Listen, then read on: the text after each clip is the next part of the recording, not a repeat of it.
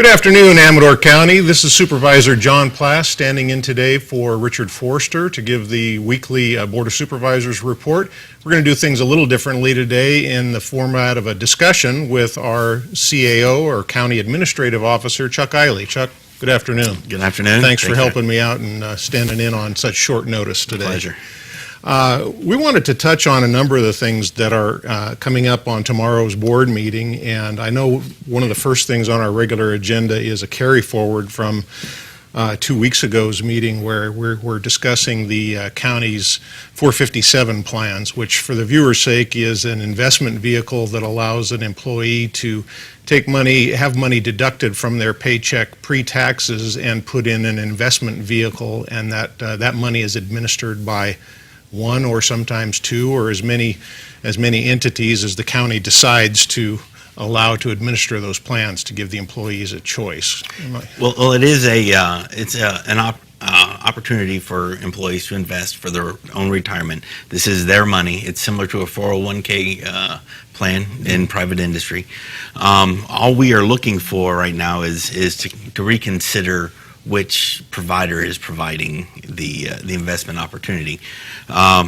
Right now we have two options. If we go to only one option and have a sole provider, we believe that the employees may get reduced rates, as in reduced fees that are charged to the employees for the servicing of their funds, which would lead to greater returns and higher returns in the future.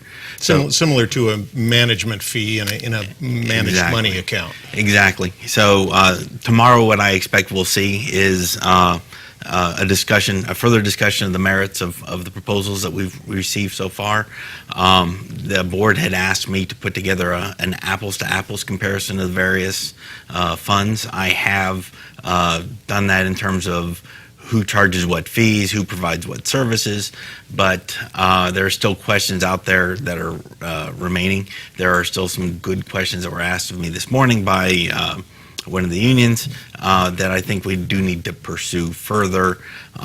So I don't anticipate ultimately we'll get to a final conclusion, but we should have some good discussion about that. Good. Well, I look forward to that. Having missed the last meeting, I was on vacation 2 weeks ago and missed that meeting and that discussion. Listened to it on the tape, so I've got a few questions of my own as well. So.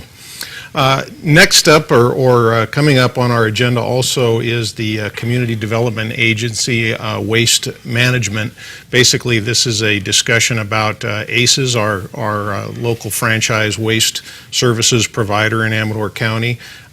Just for the viewers' edification, Amador County has established a rate methodology that we measure the profitability and expenses of our sole franchise provider for waste services in the county, and through a formula we determine whether or not it is justifiable for a rate increase and or decrease. And it turns out this time, after having audited those books and taking a look at the rates, it appears that we've got a proposal for some rate decreases in all three franchise areas, as well as the Buena Vista transfer station. And that is correct. We've been meeting with our consultant and their accountants to determine exactly what their costs are. They are contractually they're allowed a certain amount of profit based on their actual costs. So we determine what their actual costs are and what we agree is an allowable cost and what is not, because there are some that are not allowed. And then, having gone through that whole process, this recommendation is what you'll see. And it turns out that right now our recommendation is to reduce rates. I think this is a really good move that the county did some years ago, I believe about 4 or 5 years ago, whereby some of you may recall the recent election, Prop 218 protest election in the city of Sutter Creek, and a lot of accusations about inappropriate expenses, whether there's a need for a rate increase or not. Obviously, business, whether it be a exclusive franchisee in an area or not, has to operate on a certain amount of profit to keep the doors open and be able to replace their rolling stock and those types of things. But the county has this auditing procedure that keeps keeps the entity honest and still allows for them a reasonable profit range so that they can do just that. And I think it's been a good deal that the county has done. Exactly, yeah, I agree. Okay, next up, we've got an item, Prop 172 expenditures. This is an item that the AFPA, Amateur Fire Protection Authority, has brought forward. Some of those entities, the AFPA is made up of all the different representatives of all the different fire districts within Amador County, and they all have some amounts of Prop 172 monies, which are county general fund monies that had been contributed to those agencies in the past when times were better. And those agencies still have some of those monies in their accounts, and they are looking for guidance as to how those monies can be expended, is my understanding. Exactly. There have been questions as to whether or not some of the Prop 172 funds can be used for certain things, and this will simply set the rules as far as what can be spent for what. The Prop 172 funds, can they be spent for this or that? And the item in the agenda explains exactly what they would be used for, and they appear to me to be completely acceptable. Justifiable expenses. Yes. And just for clarification, though, these are Prop 172 monies that are currently in the accounts of those independent fire districts, not to be construed as allowances from the county for future expenditures of future Prop 172 monies. Exactly. Because there may or may not be that. We're working towards consolidation, and we'll continue that effort. Okay, we also have, one of the things that really caught my attention, Chuck, was this smoothing policy. CalPERS is the employees' investment house, so to speak, California Public Employees Retirement System. They manage and administer all the monies that go into public employees' retirement accounts that are partially contributed by the employer, in our case Amador County, the Amador County taxpayers, I might add, and partially contributed by the employee. And CalPERS has well, why don't you talk a little bit about this smoothing policy at CalPERS and what it's meant to accomplish? Well, what it's meant to accomplish is to make the accounts that each county, as in a county, we have our own account for each one of our retirement systems.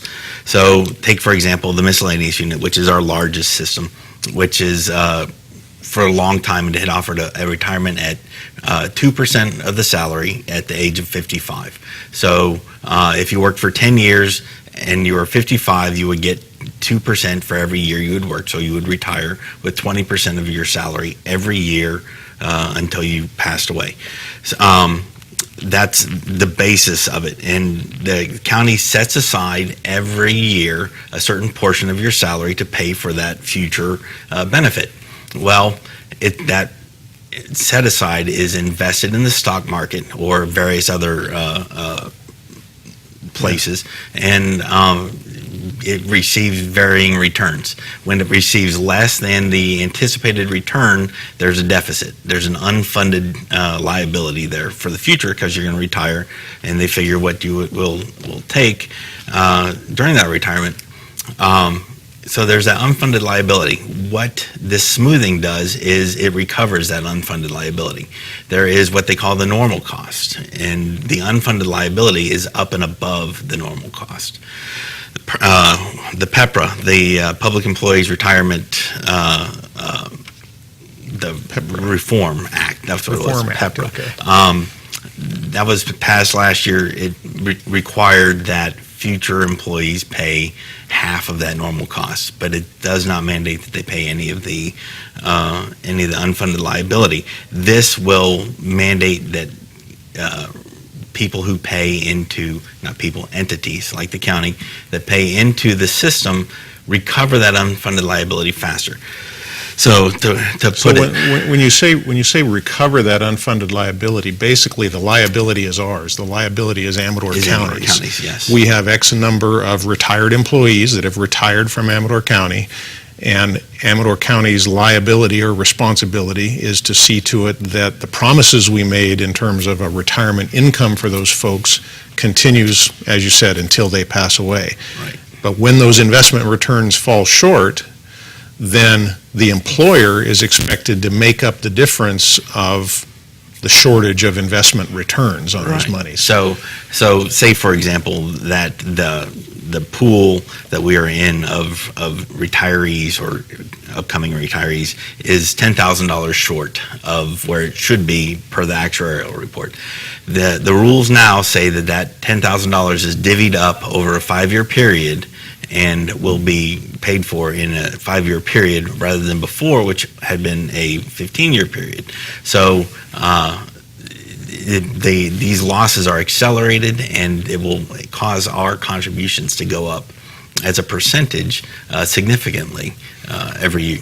I noticed in your memorandum to the board members, you specifically called out the increases to the county in terms of a percentage of the employees' various salaries. I'm going to want to delve a little further into the percentage, because my understanding at least is that in the end, Amador County as the employer, and again, the taxpayers, are expected to pay more into CalPERS to make up for these losses. So we'll touch on that when we come back. Folks, we're going to take a short break here, and we'll be back shortly with CAO Chuck Iley. Thank you.